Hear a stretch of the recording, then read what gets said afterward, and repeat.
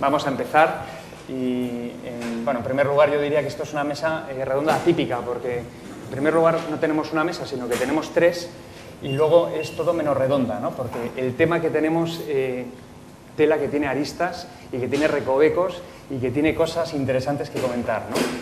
Porque el tema, como sabéis, que aparece en el programa es hablar de intimidad versus derecho a la información, ¿dónde están los límites, ¿no? O sea, yo creo que esto es una madeja muy compleja que vamos a, entre todos, intentar desentrañar, y para eso los ponentes que nos acompañan, que ahora los voy a presentar, proceden de ámbitos diferentes, proceden de ámbito de la profesión, de los medios de comunicación, también de las asociaciones de pacientes y del ámbito del derecho también, ¿no? Voy a seguir el orden que aparece en el programa. Nos acompaña a mi izquierda, a su derecha, José Javier Huete, que es digamos, es la persona que nos va a acompañar, que es el fiscal de la Fiscalía General del Estado, y en concreto es el fiscal de sala, coordinador de menores de la Fiscalía General de Menores. Ese es el Fiscalía General del Estado. ¿Qué tal? ¿Bien? ¿Lo estáis poniendo difícil? Sí. ¿Sí? Bien. Perfecto. Bueno, pues él hablará, José Javier Huete.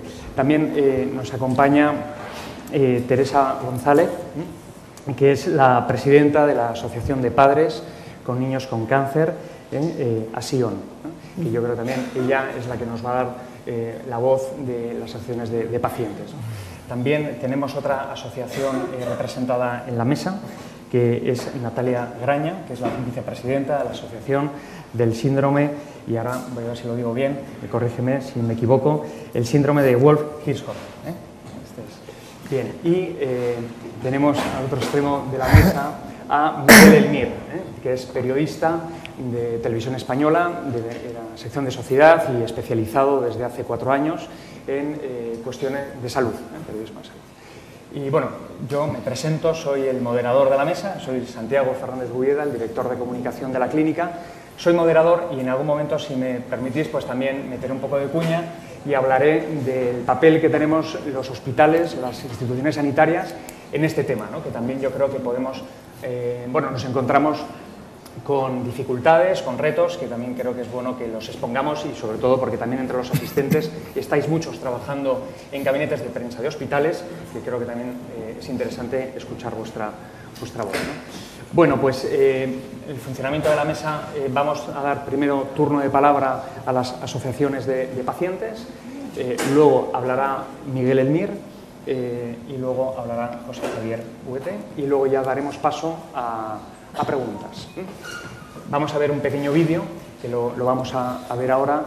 Sí, hemos preparado un pequeño vídeo de 2 minutos en el que, bueno, anticipamos los temas del debate, sobre todo qué quiere decir cuando hablamos del derecho a la imagen, el derecho a la intimidad, el derecho al honor.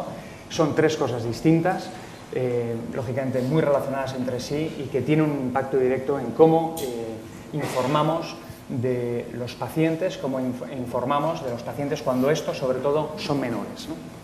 Vamos a ver el vídeo.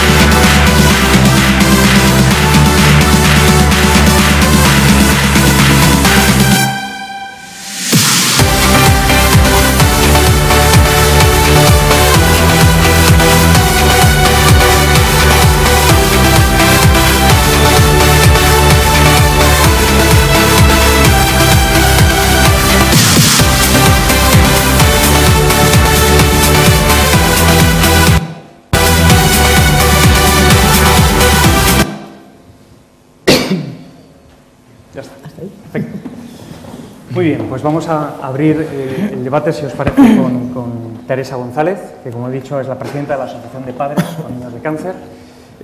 Teresa, cuéntanos cómo lo ves desde tu perspectiva de la asociación, y yo haría una pregunta para entrar en el debate, que es ¿cómo se puede difundir la actividad de una asociación, ¿no?, sin necesidad, o si es necesario, acudir a la imagen de los niños, ¿no? ¿Y qué dificultades tenéis vosotros en ese sentido, ¿no? Bueno, buenos días a todos y gracias, por supuesto, a Anis, a Santiago, a Susana Reverte por invitarnos a participar en este foro. Yo estaba en la mesa anterior y, bueno, una vez que he visto las presentaciones y el nivel que tenían, he dicho, yo vengo aquí sin nada, esto no sé si voy a ser capaz de que me presten atención sin tener algo detrás, pero bueno, lo voy a intentar. Yo soy la presidenta de una asociación que funciona en el ámbito de Madrid. Somos una asociación de familias que en un momento de nuestra vida pues hemos pasado por la experiencia de tener un hijo con cáncer. Nuestra asociación se creó ya en el año 1989, o sea, tenemos una trayectoria larga y pertenecemos a una federación nacional de otras asociaciones de padres, la Federación Nacional de Asociaciones de Padres de Niños con Cáncer. Como cualquier otra asociación, yo creo que tenemos la necesidad de divulgar y difundir nuestro trabajo, nuestras actividades y también los problemas que afectan a nuestro colectivo. Es decir, necesitamos a los medios de comunicación para que sean pues nuestra voz y puedan llevar esos problemas a la sociedad en general, incluso a otros profesionales, a los medios. Es decir, sin los medios nuestro trabajo se queda a veces muy pequeño porque no tiene repercusión. Pero además también tenemos la responsabilidad, y así lo entendemos desde nuestra entidad, la responsabilidad de proteger a nuestras familias y, por supuesto, a los niños afectados. Porque nosotros somos familias que tenemos esa experiencia y que en esa medida intentamos ayudar a otras familias. Como padres y madres que hemos pasado por la experiencia, siempre, y yo así lo he vivido desde que estoy en la asociación, tenemos muchísimo pudor por mostrar a nuestros hijos y, en extensión, también pudor por mostrar a los hijos de los demás. Entonces siempre creemos que lo primero es proteger la imagen del menor, porque además pensamos que la información pueden darla también otras personas que acompañan a los pacientes durante la enfermedad y que también saben cómo ellos de esa enfermedad, porque también la sufren de algún modo.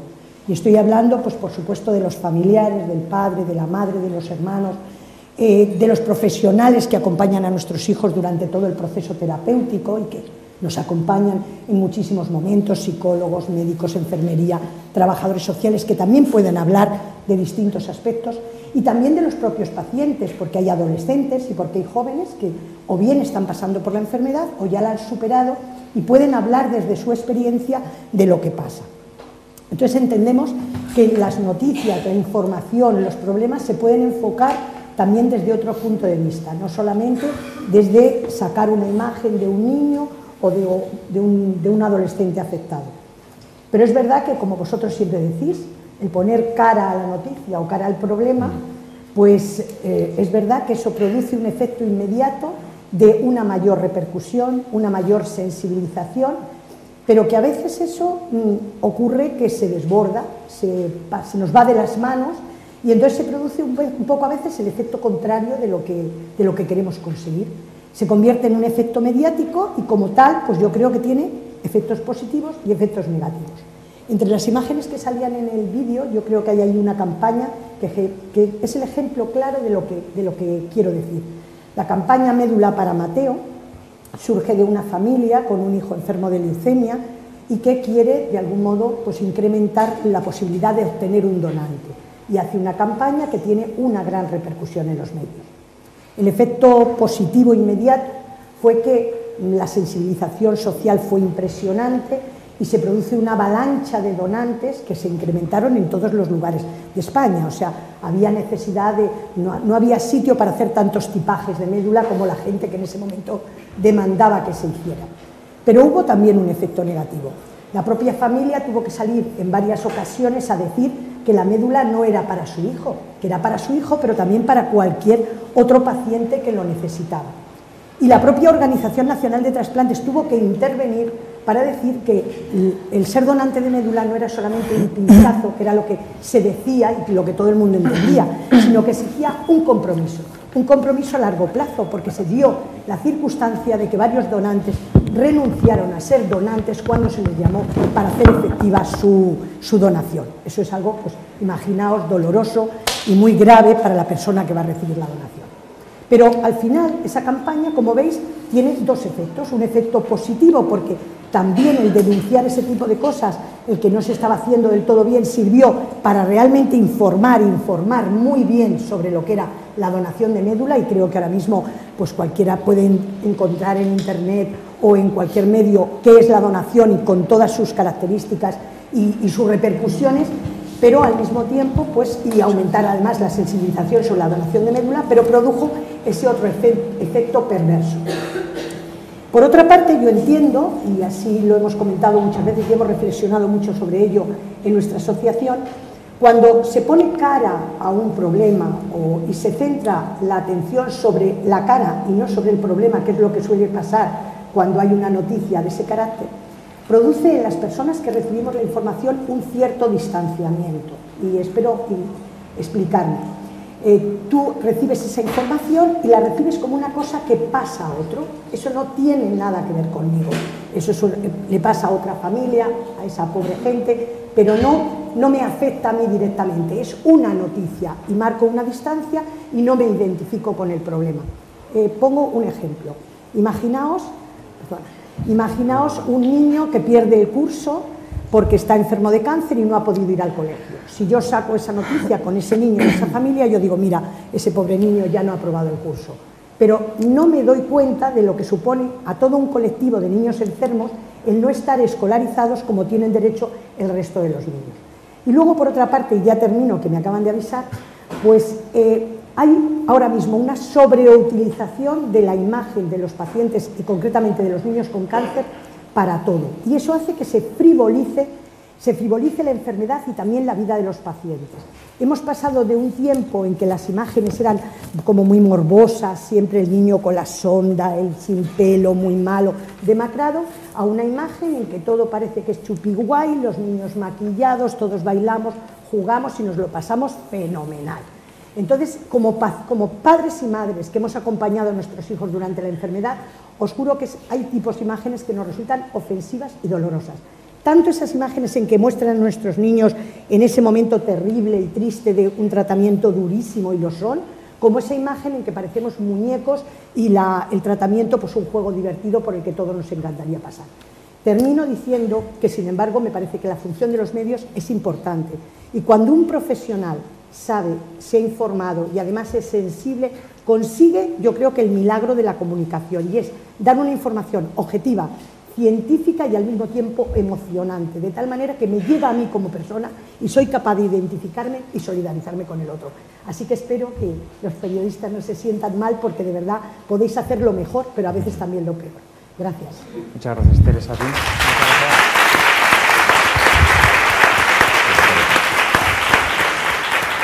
Natalia. Gracias. Buenos días a todos. Bueno, casi buenas tardes, efectivamente. Quería también, como Teresa, agradecer, por supuesto, a Anis de habernos invitado, a Teresa, a Susana, perdón, por todos sus desvelos. Y realmente es importante para nosotros, para la asociación de Wolf Hirschhorn, estar hoy aquí, porque nuestra asociación es una asociación pequeña, muy pequeña. Decías que era difícil pronunciar el nombre. No es solamente raro el nombre, sino que es rara la enfermedad. Rara la enfermedad en cuanto a que es una patología de muy escasa incidencia.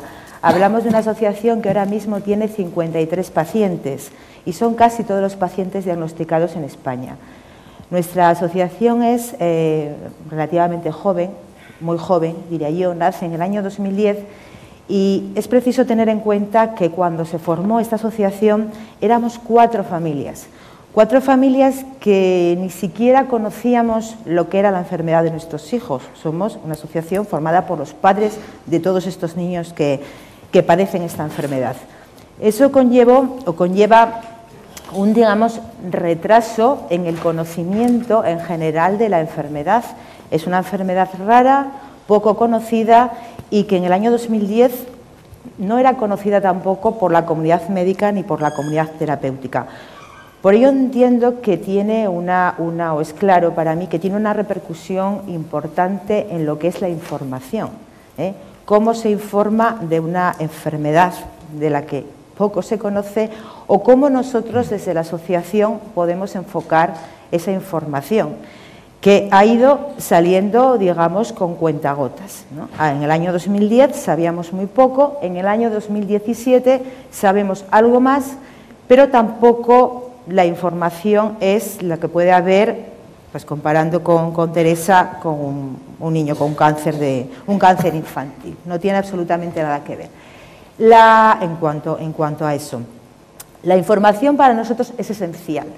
Es esencial. Necesitamos que la sociedad conozca, que vosotros los periodistas, conozcáis, que los médicos conozcan, para que podamos avanzar en el conocimiento de la enfermedad, en la investigación de la enfermedad.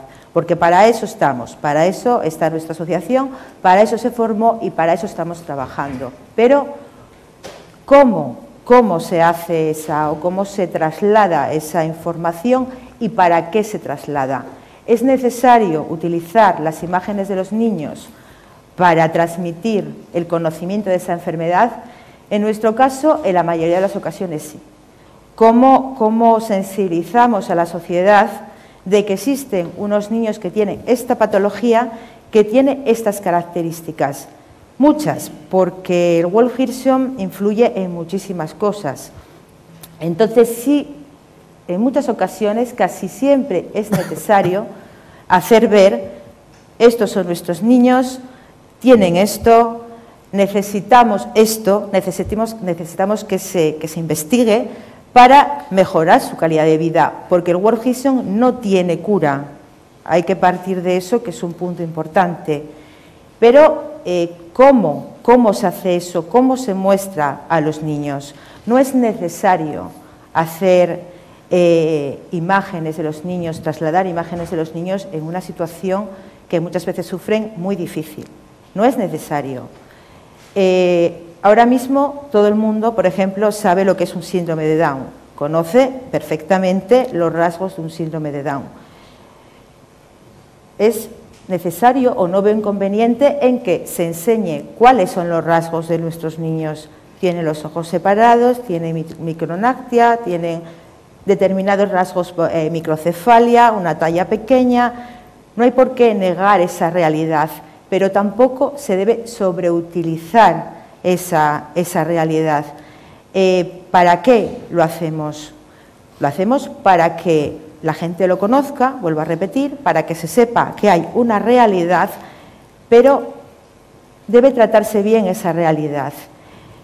Se sobreutiliza muchas veces, porque esto que estoy comentando pienso que es positivo para todos, por supuesto, en primer lugar para los pacientes, en segundo lugar para las personas, para los periodistas que transmiten esa información y para la sociedad en general. Pero cuidado con sobreutilizar eso o con utilizarlo mal.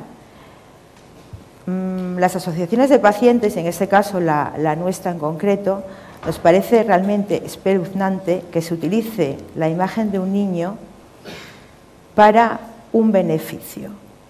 ¿Qué pasa cuando se utiliza la imagen de un niño no para todos estos objetivos que os acabo de comentar, sino para un objetivo un tanto dudoso? Y luego nos comentará, imagino, el fiscal sobre estos extremos que quiero comentar, o que estoy comentando. Para pedir dinero, para pedir para terapias, para pedir para aparatos. ¿Eso es real? Yo os pediría a los periodistas que en eso seáis estrictos, que contrastéis esa información.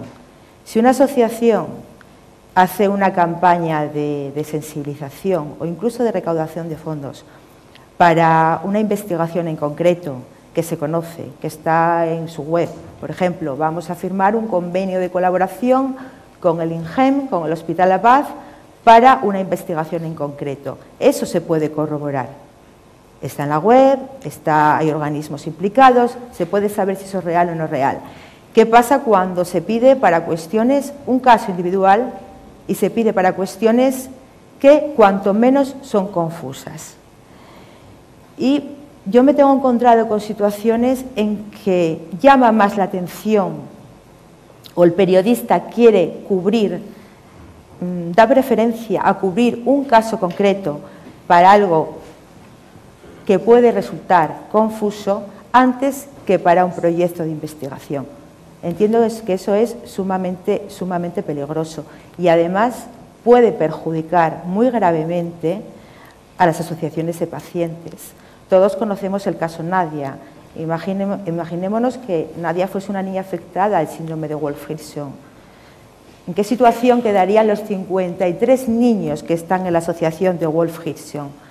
Creo que eso es un tema difícil, espinoso, que las asociaciones tienen su responsabilidad hasta donde pueden, porque nosotros llegamos hasta donde llegamos, no nos podemos meter, por decirlo así, en casos individuales, pero desde luego los periodistas sí tenéis esa responsabilidad y desde luego las instituciones públicas o ciertas instituciones públicas, la Fiscalía, por ejemplo, también. Y yo creo que nada más, que ya me han puesto el papelito amarillo, o sea que me voy a callar ya. Gracias. Muchas gracias, Natalia. Muy bien. Bueno, efectivamente.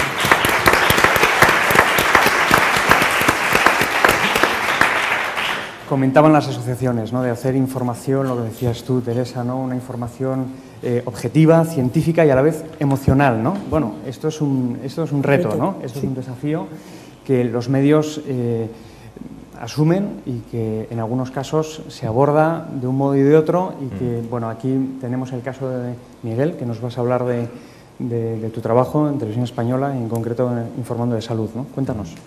Bueno, bien, lo primero dar las gracias a la Fundación ANIF por invitarme aquí, a Santiago, a Susana, a todos los demás. Y yo quería hablar de los 4 años que llevo haciendo información periodística en Televisión Española, en el telediario. Nosotros manejamos distintas fuentes a la hora de abordar un tema. Tenemos las agencias de comunicación, los hospitales, las asociaciones de pacientes y luego las fundaciones y las ONG. Y yo quería un poco poner un ejemplo práctico de cómo abordamos la información. Por ejemplo, en el caso del Día Mundial del Cáncer Infantil, que aquí atañe directamente a Teresa, el 15 de febrero. A mí sí me presentaron las agencias de comunicación, una fundación me propuso un tema, Juegaterapia, tenía un videoclip muy atractivo visualmente, en el que el lema era sobreviviré, con el tema del dúo dinámico, se adaptaba a los niños salían boxeando, etcétera. Era un tema que era muy atractivo visualmente. Había otras 2 opciones, una era hacer un reportaje con el Hospital Niño Jesús y abordar la cuestión desde el punto de vista más científico, intentar sacar también algún caso y también hablar con algún experto para que nos contara cómo estaba exactamente la investigación sobre el cáncer infantil. Y la tercera opción, que creo que la habían sugerido ustedes precisamente, eran los cuidados paliativos en el cáncer infantil, que comentábamos antes, Teresa, no sé si te acordarás, que comentábamos que es difícil de abordar para una televisión, a lo mejor para un periódico, una radio, es más sencillo, pero enfocar eso desde un punto de vista de una televisión, buscar una imagen que ilustre, es complicado, ¿no? Entonces yo propuse los 3 temas, lo digo para que sepan cómo funciona un poco esto, propuse los 3 temas a la edición y ellos decidieron, que yo me imaginaba que iba a ser así, decidieron elegir el tema de Juegaterapia, porque era el más televisivo, digamos, el más visual. Este es el resultado que vamos a ver ahora enseguida de la noticia y luego, si quieren, le sigo comentando un poco.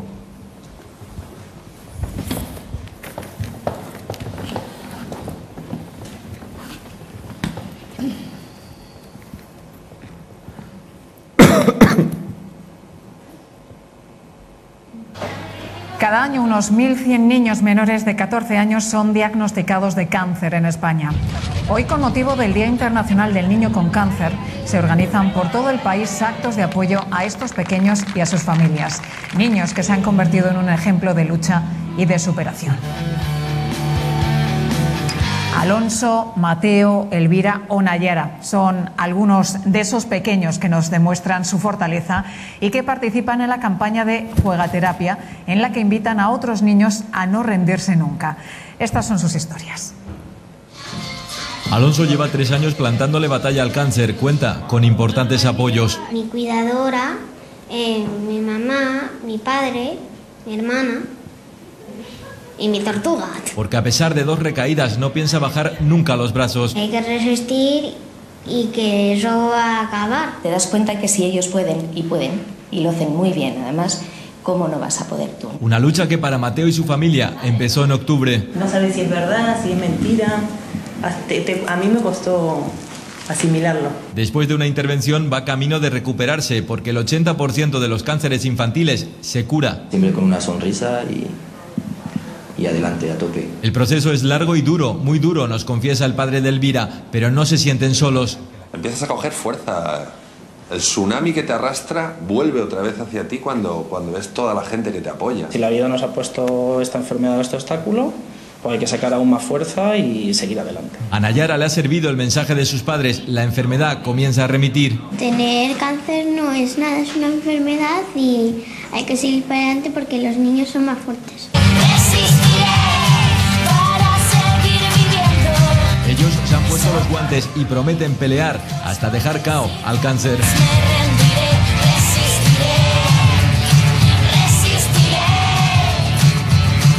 Pues es... Bueno, esta información para empezar es complicado para un periodista abordarla, ¿no? Tampoco no es nada sencillo presentarse en una fundación y teníamos el vídeo, etcétera. Ellos querían, por ejemplo, insistir mucho en el aspecto de del making of de cómo se había hecho el vídeo, pero yo creo que en este caso había que intentar más buscar la historia positiva, el lado positivo, intentar hablar con ellos, con padres y con niños y intentar pues entresacar la parte, digamos, de la lucha, de mensajes optimistas, ¿no? Es difícil para un periodista, o sea, primero es difícil cuando tú entrevistas a 4 padres con niños, es muy difícil para ellos, para los padres, es muy difícil para los niños, por supuesto, evidentemente es muy complicado, pero también es muy difícil para el periodista. Yo soy padre y evidentemente me pongo ahí delante y, bueno, pues es complicado, ¿no? Pero intentas, intentas sobre todo a la hora de hacer la entrevista, intentas no hacer preguntas indiscretas, impropias, o evidentemente hay cosas que no se deben preguntar, ¿no? No puedes caer en el amarillismo ni en el morbo, sino que tienes que tratar de llevar la información de manera que acudan a esos mensajes positivos. Yo creo que es interesante, ¿no? que aparezcan los niños en este caso para ponerle cara a la enfermedad. Hablamos de empatizar a la audiencia, o sea, que la audiencia sea consciente de que hay un problema, que hay 1.400 niños cada año que son diagnosticados de cáncer infantil y entonces es importante ponerle rostro a la enfermedad. En este caso también, lo comentabas tú antes, también hablamos con los padres, ¿no? Tratamos de lanzar esos mensajes de optimismo y de mejora, para humanizar un poco la información y sobre todo para lanzar aspectos positivos. Es verdad que podíamos haber sacado en este caso a algún médico oncólogo que nos contara también sobre la parte del avance, pero el enfoque de la información, cada vez la información puede cambiar mucho su enfoque y en este caso era una información que yo iba a jugar a terapia y de ahí no tengo ningún... Y salía, yo creo que se salía un poco de lo que es la campaña, etcétera. Y al final no me quedó más remedio que poner al final la campaña, porque evidentemente si ellos me ponen a los personajes no voy a decir la campaña no la pongo, la dejo fuera, pues tengo que meter la campaña.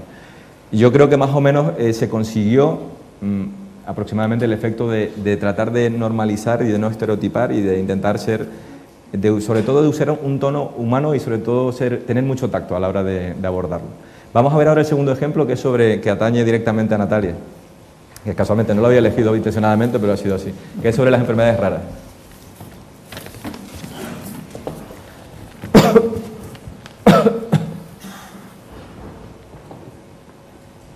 Sobre todo miedo. Miedo a no saber qué pasa, a que ves que la vida de tu hijo está comprometida. Va a ser una niña dependiente siempre, está aprendiendo a vestirse y eso, pero al final tropiezas con que le cuesta trabajo todo. Nos esforzamos un montón los dos, Raquel y yo, por hacer que coma bien, saber cuándo tiene hambre, saber cuándo tiene sueño, cuándo tiene calor. No somos personas raras, son raras las enfermedades.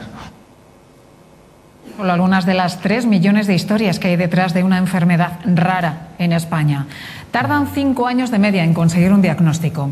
En otros ni siquiera nunca lo obtienen. Por eso el Instituto de Salud Carlos III ha puesto en marcha un programa específico para las enfermedades que no tienen nombre. Toda una vida, 17 años lleva Daniel sin saber el nombre de lo que le pasa. Cansancio, muchísimos dolores musculares, no poder caminar, agotamiento, no poder ni levantarme de la cama muchas veces. Gijón, Madrid, Barcelona, Nueva York, infinita la lista de hospitales y de pruebas, pero no hay nada que hacer cuando hay dolor. No le puedes dar un gelocatil tan simple. Y dices, bueno, con esto igual le calmo algo, nada. Es la impotencia, la rabia, entonces eso te hunde. Venga, otra. Los padres de Sofía tuvieron mejor suerte. Después de 11 años, saben que la mutación del gen FOXG1 está detrás de su falta de movilidad. Son muchos más los casos como el suyo, por eso fundaron la asociación Objetivo Diagnóstico. Nosotros tenemos en nuestra asociación personas que llevan 30 años en diagnóstico. Les tenemos de 34, de 35... Hay muchos papás con niños sin diagnosticar, pero tenemos adultos. El Instituto de Salud Carlos III tiene un programa específico para ellos. Actualmente analizan 70 casos, ya tienen nombre para 7, entre ellos 4 enfermedades desconocidas hasta ahora. No se parece a nada de lo que hay descrito. Entonces, como no se parece a nada de lo que hay descrito y encontramos una alteración genética que es nueva, lo que tenemos ahora que demostrar es que eso realmente está causando la enfermedad. Mientras avanza la investigación, Daniel sigue esperando una respuesta. Ya, bueno, pues ya termino con esto. Ya termino, se me ha ido un poco de mano. Bueno, en este caso ya termino. Pero bueno, en este caso yo creo que es todavía más pertinente el uso, la utilidad social de los medios de comunicación. Hay 7.000 enfermedades raras, pero hay muchas que no tienen nombre. En total son 3 millones de afectados, corrígeme si me equivoco, Natalia, 3 millones de afectados, pero hay unos 30.000 aproximadamente que no saben lo que les pasa. Y qué mejor en este caso que hablar del caso de Daniel y que Daniel nos cuente exactamente cuál es, ¿no? Sí. Luego hablar con la asociación, que la asociación también, hombre, sale la niña porque yo creo que también tienes que buscar esa cara, sale Sofía. Pero los padres nos hablan también de cuál es el problema, por qué problema pasan, y luego hablamos también, en este caso, sacamos al investigador y hablamos de un programa, el programa del Carlos III, que yo desconocía, o sea, hablando con la asociación, me dijo, no, hay un programa del Carlos III. Hablamos con el Carlos III y nos cuentan que han descubierto 4 enfermedades raras. Creo que está clara la utilidad social de los medios de comunicación en este caso, ¿no? Y creo que en este caso no ha habido sobreutilización, sino que intentamos ayudar.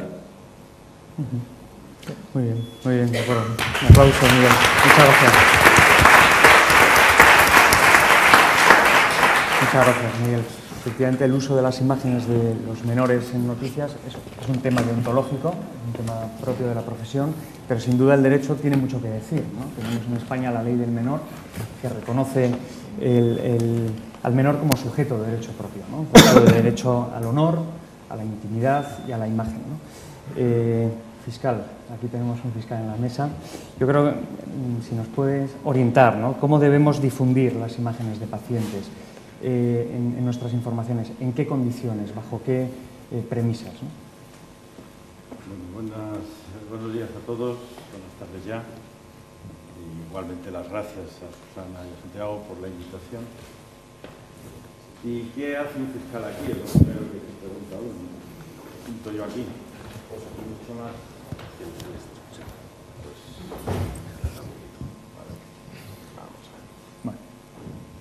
Los problemas del directo no solo afectan al moderador, que se agradece. Que descuente el tiempo, ¿no? Exacto. Aquí hay un descuento, que paren el reloj. Me acabará sacando la tarjeta roja. Bueno, pues ¿qué hace un fiscal aquí, no? Lo primero que quiero decirles es que el fiscal no es solamente el malo de las películas que siempre está acusando, sino que además de eso hacemos otras cosas. Y la Fiscalía del Menor que yo dirijo es una fiscalía que tiene un ámbito que se refiere al ámbito de protección de los menores como titulares de derechos fundamentales. Y los menores tienen sus derechos, son los verdaderos titulares de sus derechos. Está así proclamado por la Convención de Derechos del Niño del año 1989 y lo hemos traspuesto en nuestra legislación nacional en la Ley Orgánica de Protección Jurídica del Menor y en la Ley Orgánica de Derecho a la Protección a la Intimidad e Imagen de los Menores. Entonces, lo primero que tenemos que saber es que el fiscal está aquí porque es el defensor nato de los derechos de los ciudadanos conforme al artículo 124 de la Constitución y específicamente de los derechos de los menores y de las personas con capacidad disminuida. Y por eso es una intervención que tenemos de carácter propio, no por sustitución de los padres. Por eso en muchas ocasiones nos encontraremos incluso en frente de los padres, aunque hayan dado la autorización correspondiente. ¿Qué derechos están comprometidos? Porque hay que ver qué derechos fundamentales son los que se comprometen aquí. Y es muy habitual, y observo con relativa frecuencia, que aquí se habla del derecho al honor, intimidad y propia imagen como si fuera una cosa única. Y no, son 3 derechos distintos, sustantivos, y que tienen un tratamiento distinto, y sobre los cuales Los menores tienen capacidad de decisión en algunos casos, en otros no y en otros nunca. Y los representantes legales lo mismo. El derecho, empezando por el derecho a la propia imagen, es un derecho que sí es disponible por el menor y por el menor maduro. No voy a entrar en conceptos técnicos, porque si no nos pasaríamos la mañana aquí hablando de qué es un menor maduro y qué es un menor no maduro y demás. Pero si un menor es maduro, un menor de más de 12 años en España, la legislación considera que es ya maduro, hasta que alcance los 18, que es la edad de plena autonomía, porque se alcanza la mayoría de edad. Pero un menor maduro puede consentir sobre la utilización de su imagen. Sobre la intimidad puede consentir en algunos casos. Y los padres, en ambos dos derechos, pueden también consentir por derecho de representación respecto de la intimidad en algunos casos. Pero, por ejemplo, con respecto al derecho del honor del menor, jamás puede consentir los padres. No es disponible por nadie, ni es disponible tampoco por el menor. Entonces hay que tener muy claro qué es lo que estamos afectando, qué derecho es el que estamos afectando, para ver hasta qué límites podemos llegar. Cuando hablamos del ámbito sanitario, especialmente, y visto que luego saldrá en el debate seguro, las situaciones que se han creado a partir de determinados hechos noticiosos de estos últimos meses, lo primero que tenemos que tener en cuenta es que el menor es una persona en formación, que hay que contemplarla en el momento actual, pero con las perspectivas de futuro. La utilización de una imagen de un menor hoy, en un entorno que no sea lesivo, y por ejemplo la Ley Orgánica de Protección del Derecho al Honor, Intimidad y Propia Imagen prohíbe hacer publicaciones de imágenes o datos referentes, porque los datos de los menores son datos de especial protección con arreglo a la Ley Orgánica de Protección Jurídica del Menor, si están vinculados con su condición de víctima o en un entorno peyorativo, como puede ser, por ejemplo, el estar involucrado en un hecho delictivo, no pueden ser objeto de divulgación nunca. Nunca. Está prohibido por la ley. Por lo tanto, no se puede sacar ni pixelado ni no pixelado. No se puede utilizar. En los casos de intimidad, que se afecta a la intimidad puede ser afectada de muchas maneras. Hay ámbitos de intimidad que son de intimidad absoluta, que no tienen por qué salir. El derecho de intimidad es lo que nos permite hacer un espacio que protegemos a la posibilidad de observación por terceros. Pues hay determinados espacios que pueden verse concernidos y que pueden tener una cierta divulgación, pero otros no. No tienes por qué hacer ninguna referencia a espacios propios que se realizan en la actividad íntima de la persona. Todo lo que afecte a ese núcleo duro de esa intimidad está absolutamente vedado a la exposición pública y los padres, por supuesto, no pueden transigir sobre ese tema. Pero si además lo vinculamos con el derecho al honor del niño, el derecho al honor es indisponible. El derecho al honor, lo que compromete el honor del niño, no puede ser nunca objeto de mercantilismo de ningún tipo. Y aquí hay que tener en cuenta que el mercantilismo puede aparecer por dos vías. Uno, que hemos tenido ejemplos recientes, mediante una utilización torticera de una enfermedad de un niño para obtener un lucro, puro y duro. Pero eso no solamente es propio de los menores, en materia de menores. También hemos tenido un ejemplo reciente en un adulto en lo que la desfachatez llega a extremos insuperables, ¿no? En los que los mensajes de apoyo y solidaridad, eso no me importa, lo que me importa es el parné, el dinero, el dinerito. Pero también se puede llegar al mercantilismo por el mercantilismo de empatías. Vamos a conseguir lo que de otra manera no conseguiríamos. En el fondo es una forma de coacción. ¿Y cómo debe de enfocarlo eso el periodista? ¿O cómo deben de enfocarlo los gabinetes de hospitales? Porque habrá responsables de hospitales. La primera cuestión es que debe todo el mundo de someterse a la ley. Dentro de los hospitales, las cámaras no es un método normal. Ya sé que ahora mismo vamos todos con una cámara de fotos, una conexión a internet y demás. Y que hay muchos padres que dentro de las habitaciones están haciendo las fotografías. Bien, eso hay momentos en que uno no puede convertirse en policía de pasillo, ¿no?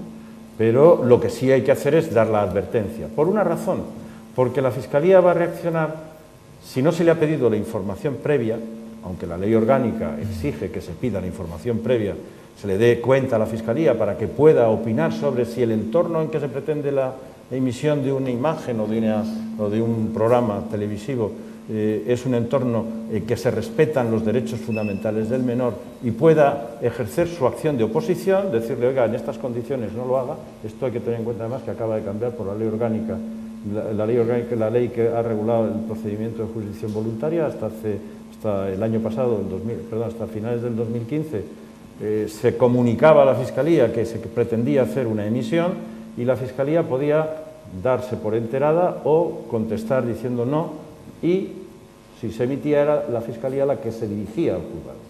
Ahora ha cambiado la situación, ahora la ley de jurisdicción voluntaria, la Fiscalía dirá no y serán los padres que hayan dado la autorización o el medio de comunicación en representación de los padres los que tengan que solicitar la autorización judicial, pero ya judicial, en vía judicial, que se puede conceder si se considera que el entorno, porque habrá que analizar cómo se pretende dar la información en virtud del entorno en el contexto en el que se quiera utilizar. Y siempre evitando datos que permitan una identificación, y la identificación no es solamente la identificación directa, decir el nombre y apellido del niño. Hay momentos en que sin decir el nombre y apellido y pixelándome la cara completa, si queréis, completo el rostro, pero se está sacando la calle donde vive con el número, se está sacando la matrícula del coche que está aparcado, que resulta que está abriendo, que es el padre el que se mete, y se saca el nombre del padre y la madre diciendo su apellido. El niño está más que identificado, se sabe dónde vive, se geolocaliza perfectamente esa imagen y se sabe todos los datos del niño. ¿Por qué digo esto? Porque hoy esa imagen puede no tener importancia, pero dentro de unos años esa imagen sí que va a tener importancia. Sacándolo del contexto de los temas sanitarios, en un tema también muy candente como es el bullying, resulta que machacar en un programa televisivo diciendo con toda la buena fe y con toda la buena intención de intentar sacar a relucir un problema y sacar durante un programa de 30 minutos un permanente insulto a una niña, llamándole de todo, con todos estos datos de identificación que permiten su identificación, hoy puede servir para solucionar un problema puntual. ¿Qué ocurrirá dentro de 10, 12 o 13 años, cuando esa criatura ya no tenga 12 o 13 años, sino 26 o 27, y quiera buscar trabajo? ¿Qué hacen las empresas ahora? ¿Qué es lo primero que hacen? Entrar en Internet, ver qué datos tienes de Internet, ver qué situación es la tuya. ¿Y cómo se valora eso?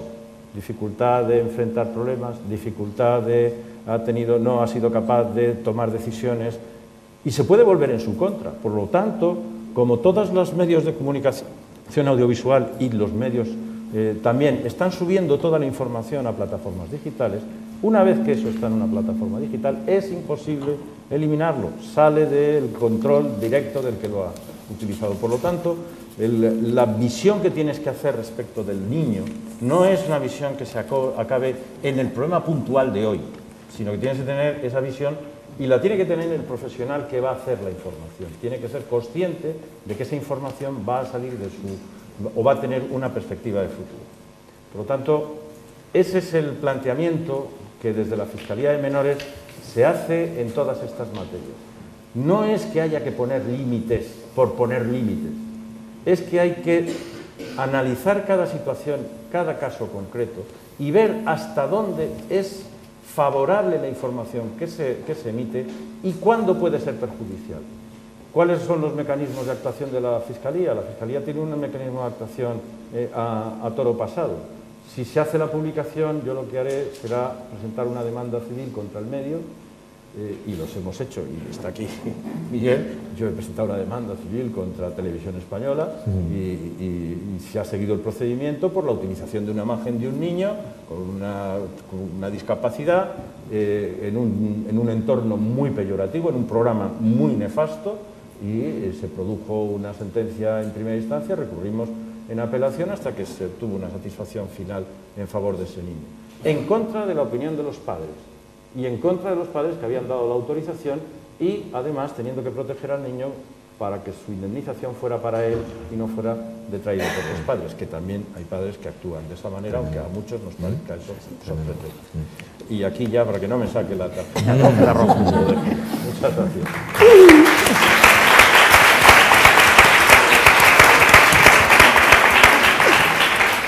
Muchas gracias, José Javier. comentabas en tu exposición el papel no solo de los medios, sino también de los gabinetes de comunicación de los hospitales, ¿no? Efectivamente, nosotros también tenemos, los gabinetes de comunicación de hospitales, una responsabilidad, ¿no? A la hora de dar a conocer, informar a los medios de cuál es el papel, el tratamiento que deben de dar a los menores que están ingresados o que son pacientes, ¿no? Yo creo que en un hospital, por supuesto es en nuestro caso, pero en la clínica, pero seguro que en todos los hospitales que estamos aquí representados, ¿no? Debe de ser un papel nuestro de proteger y de defender siempre la confidencialidad del paciente, ¿no?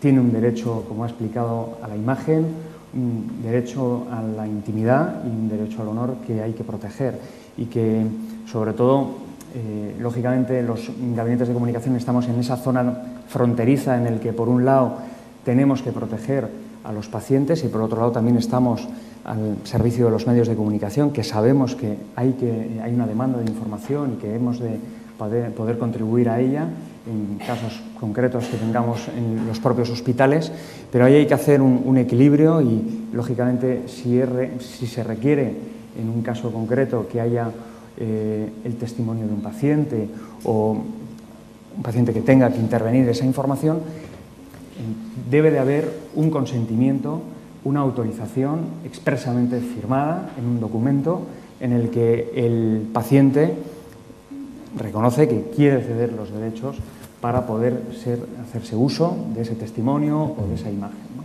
Evidentemente, esto es muy importante, que también nosotros, los gabinetes de comunicación, hagamos una labor de divulgación, de explicar al paciente a qué se compromete.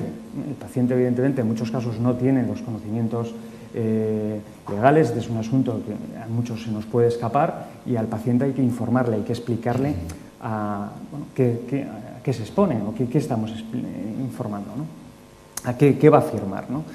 Porque en algunos casos, igual, pues también los gabinetes de comunicación hemos de decir, ¿no?, que no es necesario que salga un paciente para ofrecer una información sobre un avance médico. Es decir, no es necesario. Puede que sea suficiente la opinión de un investigador, la opinión de un médico. En el caso de que haya un paciente, tiene que estar muy justificado, tiene que tratarse en un tono científico, objetivo, y evidentemente siempre con el consentimiento firmado del paciente, ¿no? Eso es importante. Y luego también comentabas, José Javier, el uso de imágenes, de grabaciones, el acceso a televisiones, a los hospitales. Evidentemente eso creo que es una práctica que hay que evitar siempre que se pueda, porque lógicamente cuando grabas en un hospital no puedes estar pidiendo el consentimiento de la gente que está en ese hospital, que no sabe si son pacientes, si no lo son, si son familiares, no tienen ninguna obligación de salir, ¿no? Y no se debe de identificar en ningún caso, en ningún momento, a la gente que está en un hospital, ¿no? Yo, brevemente, por comentar un caso concreto que tuvimos hace unos meses en la clínica sobre un caso de un paciente no menor, en este caso era adulto. Si recordáis, en diciembre se informó de un implante por primera vez, un corazón artificial completo aquí en la clínica, y cuando conocimos este hecho, este avance médico, nosotros nos planteamos cuál debe de ser el papel que tiene que jugar el paciente en esta información. Es decir, se puede informar con el médico, con el equipo de enfermería que estuvo participando en la intervención. En concreto, además, aquí en este hospital, en la clínica, había profesionales del complejo hospitalario de Navarra y también de la clínica. Es decir, nosotros pensábamos que la información de los médicos era, lógicamente, fundamental que esté. Y nos preguntamos, ¿y el paciente? Fuimos a preguntar al paciente y el paciente nos dijo: yo no quiero estar en una rueda de prensa, yo no quiero que la identidad mía se exponga a los medios de comunicación. Al final accedió únicamente al nombre, pero no al apellido. E incluso también él dijo, las imágenes, no quiero que salga mi cara, o sea, que no quiero que se me reconozca. Y en concreto accedió a que se le hicieran unas imágenes, unas fotos, unas imágenes de vídeo, y que él previamente pidió verlas antes de que se difundieran, ¿no? y bueno, pues en concreto pues, hubo algunas, lógicamente, pues, que se pudieron difundir. Bueno, lo pongo como un caso concreto que por supuesto vosotros en vuestros hospitales tendréis muchos más, luego en el debate podemos comentar, ¿no? Pero creo que es importante recordar la importancia de que el paciente tiene la última palabra y hay que respetarla siempre, ¿no?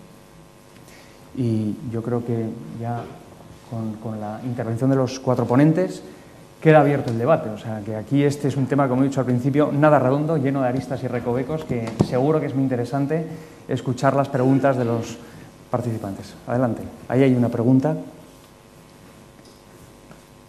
Ahí está.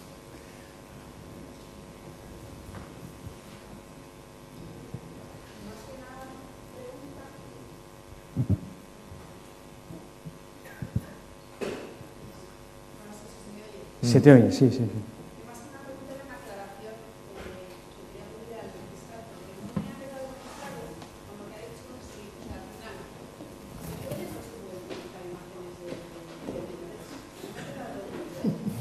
Claro que se puede utilizar. Vamos a dejarlo claro, que eso es importante.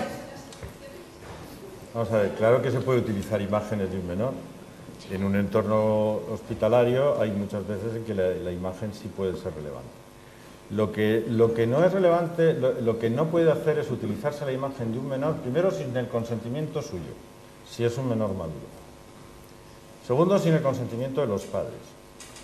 Y tercero, aunque se produzcan esos consentimientos, si por las circunstancias la información que se vaya a dar va a afectar a su intimidad o va a afectar a su honor, tampoco. Ahora, que resulta que ha habido aquí unas imágenes perfectamente utilizadas. Hay un niño que sale muy orgulloso enseñando su cicatriz. Es un chaval de 15, 16 años, plenamente consciente, plenamente responsable de su imagen, que sabe lo que le han hecho, que sabe el por qué quiere salir a difundirlo y lo autoriza. Ahí la Fiscalía no pinta nada, porque el menor es totalmente autónomo a disponer de ese derecho y sus padres además lo respaldaban. Podríamos tener alguna cuestión en los casos, que me imagino que se os plantearán en los gabinetes de hospitales, cuando un padre quiere y una madre no, o una madre quiere y un padre no. Y uno tiene la guardia y custodia y el otro no. Y uno tiene la guardia y custodia compartida o el uno tiene... Claro, tampoco es cuestión de que aquí nos estemos convirtiendo todos en un gabinete jurídico en el que, oiga, ¿y usted puede opinar sobre este niño? No, pues, no, hay que ir un poco al sentido común. Pues claro que se pueden utilizar, pero es como en todas las cosas. Si vamos a la jurisprudencia del Tribunal Supremo, veréis siempre que analiza siempre el caso concreto. Se huye siempre de las generalizaciones, porque las generalizaciones prescinden de matices y los matices son importantes a la hora de tomar esas decisiones. Pero lo que importa son los consentimientos realizados y que el consentimiento se realice. Bien, yo muchas veces pregunto, si una persona acaba de ser con un corazón perfecto, y no es el caso, porque el caso ha sido el contrario, y se le pide el consentimiento, ¿no está ese consentimiento mediatizado? Porque, claro, si se han volcado haciéndome esta operación, si yo les debo, si se han portado muy bien conmigo, ¿cómo no les voy a dejar que entren en mi intimidad y salgan? Bueno, pues eso tiene que ser muy consciente de que eso es lo que está autorizando. Que esa es su intimidad, que esa es la mercancía, en el sentido no peyorativo del término, que está en juego. Pero claro que se puede utilizar una imagen del menor, pero con esas condiciones. Más claro es prácticamente imposible llegar. ¿Qué pasa? No, pero una cosa más. Una enfermedad grave es intimidad. Es que, quiero decir... una enfermedad grave se recoge en la historia clínica. ¿Qué son los datos de la historia clínica? Todo dato que se recoja en una historia clínica es un dato que afecta a la intimidad. Es obvio que siempre y cuando se pueda vincular persona con ese dato, estamos afectando a esa intimidad. Como que se pueda vincular ese dato con su condición religiosa, que se pueda identificar ese dato identificativo de la persona con su condición sexual. Todos los datos, y eso lo dice la Ley de Protección de Datos, todos los datos que afectan a ese núcleo son datos personales. Y esos datos personales son los que nosotros disponemos de ellos. Lo que pasa es que estamos en una sociedad en la que nos hemos acostumbrado, y gran culpa de esto lo tiene todos hasta ahí, además os he visto muchos a la vez con el móvil, que no sé si... Yo ya me han explicado que los periodistas tenéis el cerebro dividido, sois capaces de estar atendiendo y a la vez tuiteando la noticia y tal, ¿no? Pero estamos tan acostumbrados a este mundo digital en el que me gusta y lo quiero y acepto y no nos paramos a leer los contenidos que estamos cediendo. Y los contenidos que estamos cediendo no son económicos, son derechos, son datos personales, que tienen mucho valor. Bueno, pues esa es la sociedad en la que estamos. Por eso he querido hacer la referencia a los medios, al mundo de la red. Pero, volviendo otra vez al tema, todo dato es un dato que afecta a la intimidad.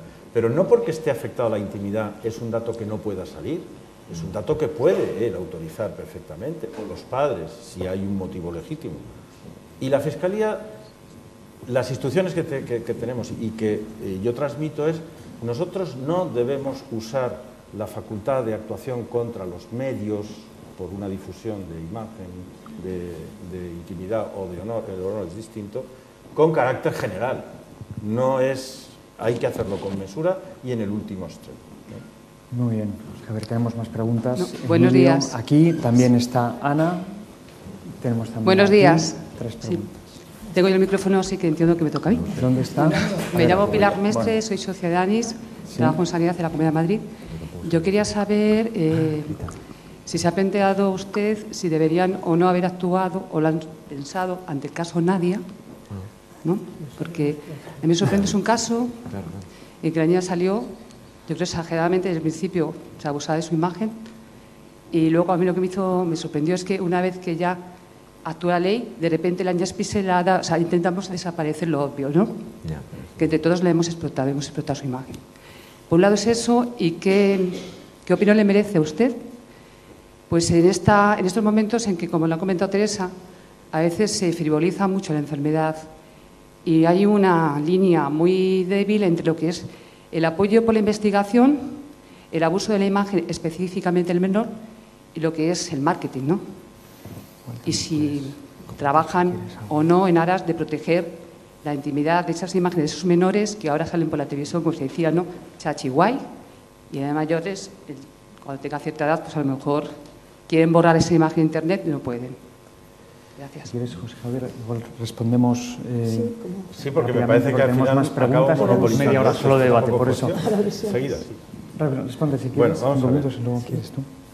Cuando empieza en el año 2008 el padre de esta chica, padre de Nadia, a sacar su imagen, la cuestión estaba en, ¿había algún dato que revelase que estaba realizando una operación mercantil con la enfermedad de la niña? En principio no. En principio no. Externamente no se apreciaba absolutamente nada. Es más, es que la Fiscalía no recibe la solicitud. Cuando se recibe una solicitud la analiza. Pero yo no recibo, vamos, las Fiscalías de Menores no reciben solicitudes de todos los que quieren o hacen una. En Madrid sí, en Madrid es muy frecuente que se pida para cada vez que se quiere sacar una imagen, sí. Tienes que jugar con los datos. Los padres son responsables, la enfermedad aparecía. ¿Había alguna objeción? No. En principio no. Porque no había, era un entorno que no era hostil y que permitía el que los padres pudiesen sacar la imagen de la niña. Ya cuando la cosa se desmadró, la Fiscalía sí que ha actuado, no solamente la de menores, ha actuado la de mayores, que es la que lo tiene ahora mismo en prisión a través del juzgado. La Fiscalía de Menores sí actuó cuando se produjo esa situación. Tan es así que los medios de comunicación, aquí sí que es una crítica radical, la Fiscalía pidió, al analizar con quién quedaba la niña, que se estudiase en qué condiciones podía quedar. Porque podía quedar institucionalizada en un centro residencial en la zona de Olot, que no es, con arreglo a la Ley de Protección a la Infancia, no es la finalidad que se persigue, o bien buscar en familia extensa. Por eso se busca a familia extensa, la hermana, y además se le sacaba del entorno. Hasta que los medios de comunicación decidieron apostarse en la puerta de la residencia de esa señora, y cada vez que la niña sale con sus 2 primitos de 9 años, foto va, foto viene, estamos en sitio público, tuvimos que pedirle al fiscal de menores para que actuase. Y se inició un procedimiento penal contra los periodistas para decir, oiga, usted no puede estar ahí permanentemente, que está violentando el derecho. O sea que cuando la Fiscalía lo intenta, pues no siempre tenemos éxito, obviamente. A mí lo que ya me parece es que no se tenían que volver a sacar las imágenes de la niña, porque sacar las pixeladas no pinta nada, ya toda la información. Pero ahí, eso es la consecuencia de que esa información ya estaba y ya no hay forma de eliminarla. Porque aunque tú no lo saques, cada vez que se saca el tema Nadia Nerea salen 45.000 fotografías en la búsqueda. O sea, se interviene, pero no se interviene en todos los casos porque muchas veces o no son conocidos o porque en su gestación originaria no hay datos que hagan sospechar. Si supiéramos que este era un sinvergüenza ya habríamos intervenido anteriormente. Pero tú lo puedes conocer desde la perspectiva de adulto. Él era una persona que tenía una condena. Pero no todo condenado por un delito de estafa va a ser un manipulador de la intimidad de su niña, ¿no? José Javier, o sea que no. Vamos a dar paso también a Teresa, que creo que tiene algo que decir. Si os voy a pedir, si me permitís, igual respuestas, sí, un poco de brevedad en la respuesta. Ya te lo advertí. Porque tenemos preguntas.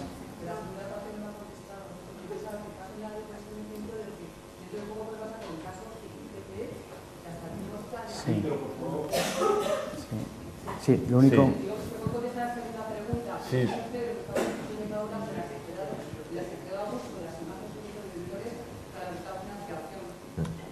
Eso se hace por sistema, voy a intentar ser muy breve. Yo sí que pediría brevedad, por favor, y luego tampoco reducir todo el debate al caso Nadia, ¿no? O sea, que creo que hay muchos más temas que hablar y sí que está perfectamente justificada la pregunta, pero sí que pido, por favor, respuestas muy breve. rápidas. Vamos a ver, de perspectiva de futuro, ¿qué se puede hacer para evitar estos casos? Bueno, se puede hacer primero, el que lo va a publicar, que no va a ser el fiscal, que haga una previa comprobación de los datos. Porque a lo mejor, en el supuesto del famoso de los 2.000 tumores, si alguien le hubiera preguntado a los médicos que lo habían tratado, a lo mejor no hubiera salido la información y no había habido ningún medio de comunicación que lo hubiera llevado a un plato. Teresa. Primero contrastar. Perdóname, Javier. Yo iba a contestar un poco en esa línea. Yo creo que cada uno de nosotros, y me da la impresión de que no vamos a tener tiempo para la reflexión y el debate, que quizá era lo más interesante de esta mesa, yo creo que cada uno de nosotros, las familias, las asociaciones, los periodistas, las instituciones, todos tenemos responsabilidad. Responsabilidad cuando damos la autorización, si somos familias, responsabilidad como profesionales, porque tanto en el caso de Nadia como en el caso de no me acuerdo cómo se llama, Paco, no sé, o estoy diciendo, el nuevo, el de los tumores, ahí esa información lleva arrastrándose en Internet muchísimo tiempo y se ha dado pábulo a través de los medios, a veces medios digitales y a veces medios en papel o otros medios de comunicación. Pues esos periodistas a lo mejor podían haber sido informados. En cuanto a las imágenes que decías, la frivolización un poco es lo que está ocurriendo en nuestra sociedad. Todos queremos ver cosas bonitas y nos gusta más ver cosas bonitas y decir que aquí no pasa nada a ver la realidad. No pasa nada porque a lo mejor salga una imagen bonita, siempre que se acompañe de una información que te lleve al fondo de la noticia. Entonces, es lo que yo decía, se puede dar una información objetiva, pero cuando la información no dice nada, no va a nada, solamente pues, bueno, pues sí, lo que se queda un poco es esa imagen mediática, pero que no produce información ni respuesta por parte de los que la recibimos. Yo creo que esa es la diferencia, pero luego cada uno tenemos nuestra responsabilidad. Gracias. A la hora. Gracias, Teresa. Vamos a dar un paso a Natalia. Venga, gracias. Yo creo que efectivamente sí se puede, efectivamente hay que hacer una labor de contrastación de esos datos, que era lo que comentaba antes, ¿no? Comentaba el fiscal, si yo no lo entendí mal, discúlpame Javier, pero de que en principio en el caso Nadia o cualquier otro, vamos a ver, no había nada que indicara que eso podía ser un fraude. O sea, yo pienso que es bien sencillo, y insisto, no solamente en el caso de Nadia, sino en cualquier otro caso. Una persona X, un menor, tiene tal enfermedad, es fácil contrastar si tiene esa enfermedad o no, porque siempre salen datos de que se ha tratado en tal sitio, de que va a tal hospital, de que no sé qué. Y si se pide... ¿No puedes pedir Bien, pero que se puede, se puede conocer, naturalmente que la historia clínica no, pero que se puede conocer, que hay formas para conocerlo. Es decir, y si dice que tiene que pide dinero, por ejemplo, para un tratamiento milagroso y no sé dónde, eso se puede comprobar si eso es así. ¿Perdón? ¿Qué quieres preguntar? No te escucho, perdona. Ana, ¿tú quieres preguntar? No, me estaba refiriendo a lo que había dicho el fiscal. Vosotros no tendréis acceso a esos datos, pero la Fiscalía sí puede llevar labores de investigación. Perdonad, tenemos aquí una pregunta. Si queréis, mira, no vamos a monopolizar el debate todo en el caso Nadia. Tenemos una pregunta aquí de hace un rato. Yo quiero Ana, es una sugerencia, una propuesta.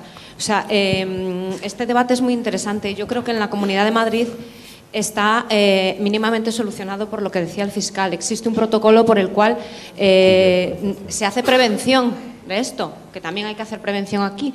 Es decir, se pide previamente informe al fiscal para este tipo de temas. Está funcionando muy bien, contestan rápidamente y eso nos ha evitado muchísimos problemas, ¿no? Entonces yo creo que a lo mejor desde una asociación como ANI se promuevan este tipo de protocolos de colaboración, creo que sería positivo. Cortado el micrófono. No, tienes. Una reflexión con respecto a lo que decía el fiscal de utilizar a los pacientes a los que se les ha tratado, digamos, como una mercancía mediática tal. Esto viene un poco a retomar el tema de ayer de los laboratorios y los periodistas invitados a congresos. Es lo mismo, todo depende de la profesionalidad de la persona. Yo dudo mucho que un profesional de los que esté aquí, que lleve en un gabinete de comunicación de un centro sanitario tiempo, le proponga a un paciente aparecer a los medios de comunicación y que le haga sentir presionado. Estoy segura de que no, eso no se hace. Todo el mundo le dice, tenemos esta oportunidad, la participación es libre y voluntaria. Eso yo creo, vamos, no digo que no ocurra, pero no es lo tal. Quizás, y retomando lo que decía Pilar Mestre, quizás otro tipo de entidades que tienen otro tipo de finalidades más comerciales o más mercantilistas sí puedan hacer esto y quizás ahí es donde habría que hacer hincapié. Pero permíteme un matiz. Yo no le digo que esté manipulado porque el profesional le manipule, sino estoy hablando de cómo se presta el consentimiento. Cuando tú prestas un consentimiento informado, yo pongo siempre el ejemplo, creo que lo vais a entender muy claramente. A mí me fueron a operar una vez y cuando estaba ya en la mesa del quirófano me dicen, oigo por ahí que dicen, y ya me habían puesto me habían pinchado para anestesia, y oigo por ahí que dicen, ¿y dónde está el consentimiento? Y dice, pues nos lo hemos dejado arriba, pero ¿lo ha firmado o no? Pues traedlo que lo firme aquí. Y según estaba allí, le dije al cirujano que lo conocía y le digo, vale esto lo mismo que un papel para tirar a la basura, ¿no? ¿Por qué? Pues porque ya estoy groggy, Pues eso es a lo que yo me refiero. No es que te digan, porque no es medicina defensiva, sino que la condición psicológica del que autoriza es en la que puede estar mediatizada, no que le mediatices tú. Perdón. Gracias, José Javier. Bueno, tenemos que acabar. La verdad es que dan ganas de comer aquí, o sea, que nos pongan aquí el catering y empezar a comer y debatir y seguir hablando, ¿no? Tenemos que, el reloj manda, tenemos que bajar ahora al museo, que lo tenemos a 10 minutos caminando, pero tenemos que ser ágiles para llegar a las 2. Y lo que os animo es a que estemos hablando en el debate. Y gracias por todo. Un aplauso.